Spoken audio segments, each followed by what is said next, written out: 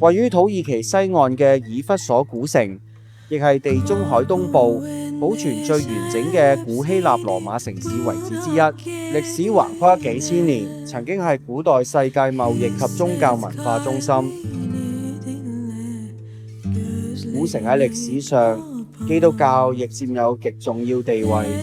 聖經中，保羅曾喺當地傳道，相傳耶穌嘅母親聖母瑪利亞亦喺呢度度過晚年。古城歷史緣由來自雅典愛奧尼亞殖民者喺安納托利亞定居後，籌建以弗所計劃，隨後又建成阿梯爾斯神廟。神廟被譽為古代世界7大奇蹟之一。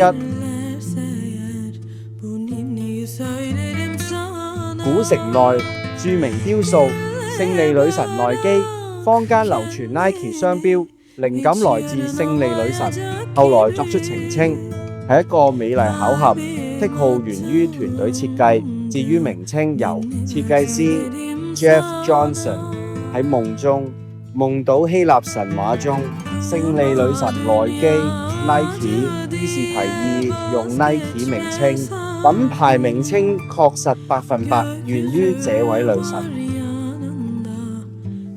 古城內睇到一排排整齊凹槽，係古時嘅公廁，通常連接到邊緣嘅細凹槽，細小嘅水道流住乾淨水來清潔身體。古時羅馬人好多時都會相約喺呢度解決一啲問題，家庭上瑣事、傾談商貿等等。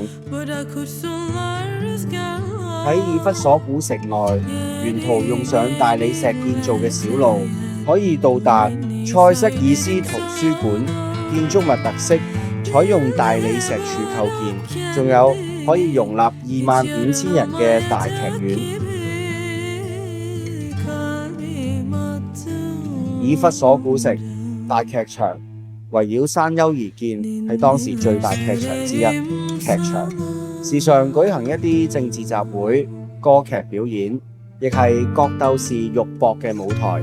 最上層位置可以俯瞰昔日直通港口嘅港口大道。劇場設計嘅環迴聲響，可以連頂層位置都感受那份清晰震撼感。